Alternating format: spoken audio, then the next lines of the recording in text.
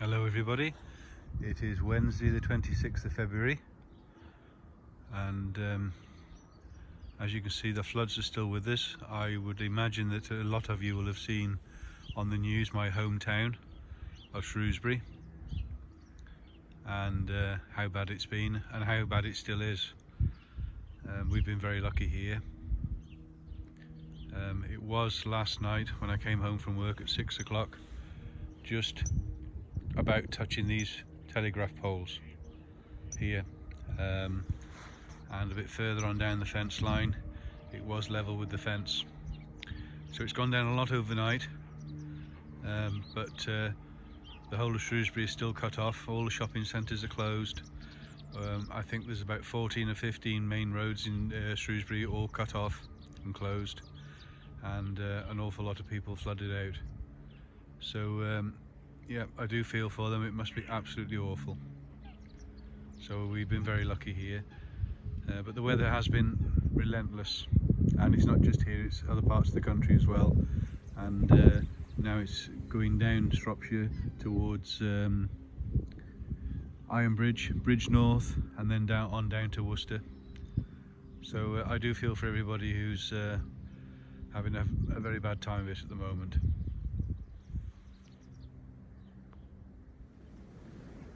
And the sieving of the compost goes on.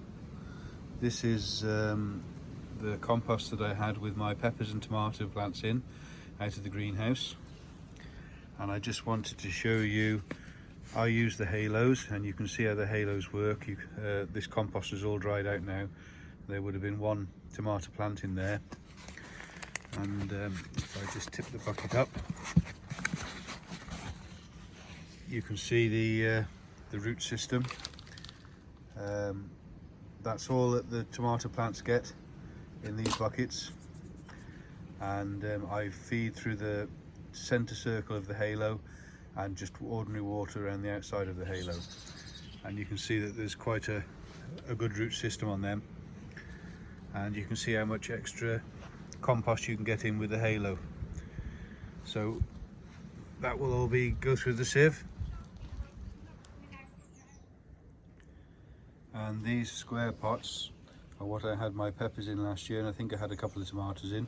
These are the ones with a wick in them, as you can see there, and this has had 2 pepper plants in. And if I turn it upside down, you can see where the wick goes into the well of water, and that soaks up the water and waters the whole pot, and that's never been watered from the top. It's certainly a good way to do your cucumbers. And if I can get this out, if you just bear with me, you can see the extent of the wick there, and that's the root system of 2 pepper plants. And I can assure you that is definitely the best way that I've ever grown peppers, chilies and peppers as well. And this will get broken up and go through the sieve. That's still slightly damp, that, even though it's been undercover all winter, and I presume it's the moisture in the wick that has kept it damp. It's a couple that I've done. That is the extent of the wicks, and all as I do is I give them a brush with a stiff brush, and all those roots that have gone through the wick will all come out, so it can be reused again next year. And these were used last year as well.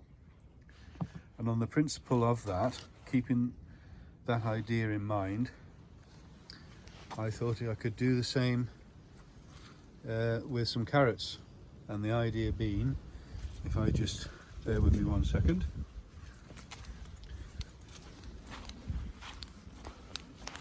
The sun has been shining most of the day today, even though it's a cold wind.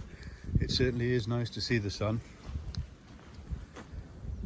The idea is, that's a 200 litre barrel there, cut in half, and I shall fill that with water, and I shall put a little bit of feed in there, probably seaweed feed in the water, and I shall do the same principle and put wicks up through those 5 holes, and then I shall fill this up with sieved compost, and I will sow it with carrots, stumped carrots, and I won't water it at all. I'll cover it with fleece so that the carrot fly doesn't get in it. The wick I shall probably put only about 6 inches up in the bottom, so only the 6 bottom inches should be wet, and then the carrot should go down, and see if I can get the carrots to feed from the water, which will have nutrients in it. So that's the idea, and I've also got one not quite as big as that, and I'm going to do the same in the polytunnel and see if there's any difference and see how I get on with that. I've also still got my carrot bed there that I've already done. That's all sieved compost out of the potato buckets, as you saw in the last video. So in theory it might work. In reality I've got no idea, but I'll give it a go anyway. And that's a harvest for tonight's tea, and probably a bit for tomorrow as well. Some purple sprouting and some kale, and there is some broad bean tops, the tips out of them. Just steam them, don't take much steam in, and they taste beautiful. You can taste the broad bean in them, and as you can see, I haven't even started taking the tops out of that bed. And this bed is definitely growing quicker than the other bed, and we just can't keep on top of those, so they're a nice bonus to have. And those are my broad beans. They've had no protection whatsoever this winter, and as you can see, there's even flowers starting to come on them. And then you can see what that is in the end. I shan't say what it is because I love to hear Terry's pronunciation, which is different every time he mentions them, but you can see what they are.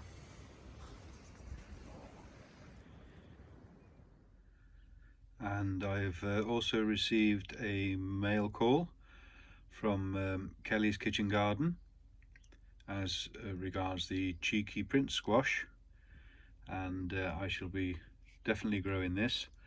And this is, I think you all know the story about this. This is also from Richard and Paul, and also Chris from ACS. If you are watching, Chris, I hope you're very well. So many thanks to Kelly, Richard and Paul and Chris. This is going to be fun, and I shall definitely be getting these on the go this year. And alongside those, I shall also, these are some saved seed of my own from the original Crown Prince that I grew a couple of years ago, and the seed look nice and plump and fat, so I will grow one of these alongside them, and then we can compare and see how what the difference is between them. So that'll be something a little bit well, not different, but just see how they get on.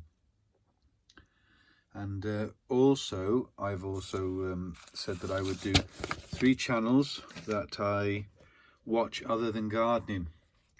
Now I was going to do 3 channels that I just thought off the top of my head, but they were all food related, so I've put a different one in, but they're all channels that I like to watch. The first one is the Barbecue Pit Boys.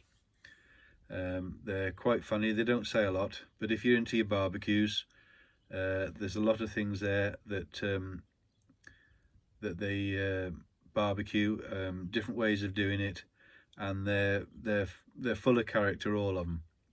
I'm not sure exactly where they're from, but they're certainly, if you're into barbecues and good food, they're certainly worth having a look at. So that is the Barbecue Pit Boys. You can see their channel there.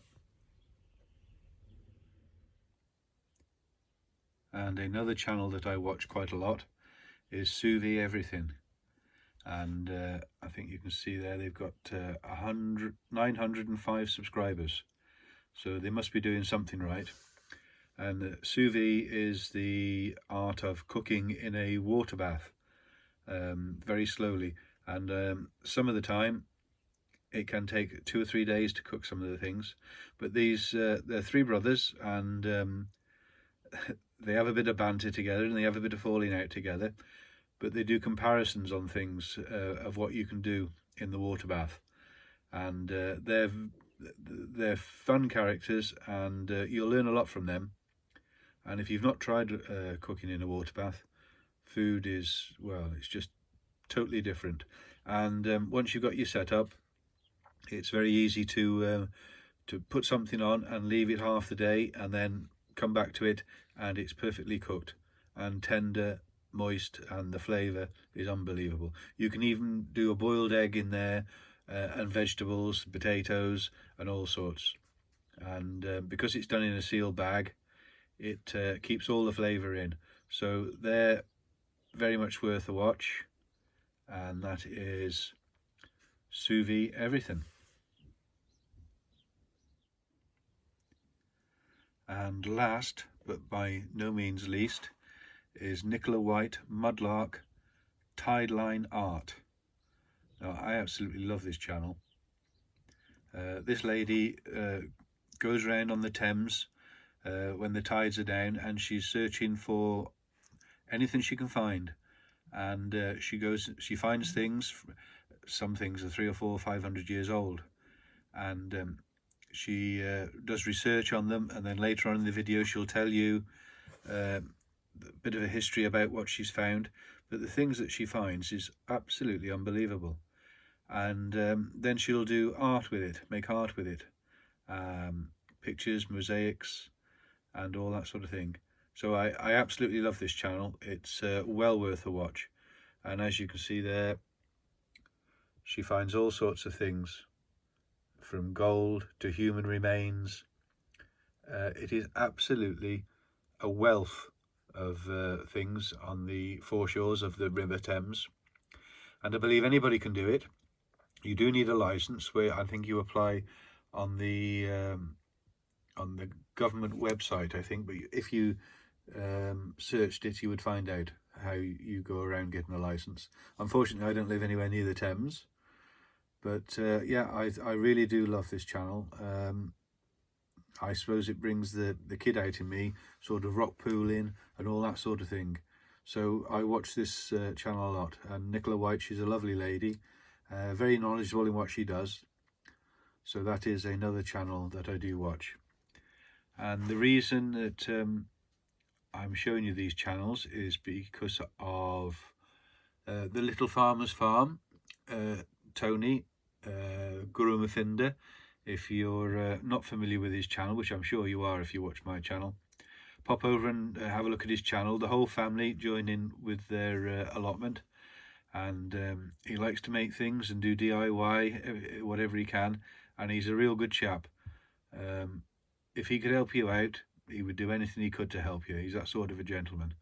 So pop over and have a look at his channel and give him some support. Not that he needs support, he's got a lot of followers, and he's a channel that will grow and grow and grow. So pop over and have a look, and just say that the Dawn Chorus sent you. So I've bored you long enough. Many thanks for watching. Thumbs up and subscribe if you like what you see. Take care, everybody. Kind regards. Bye bye.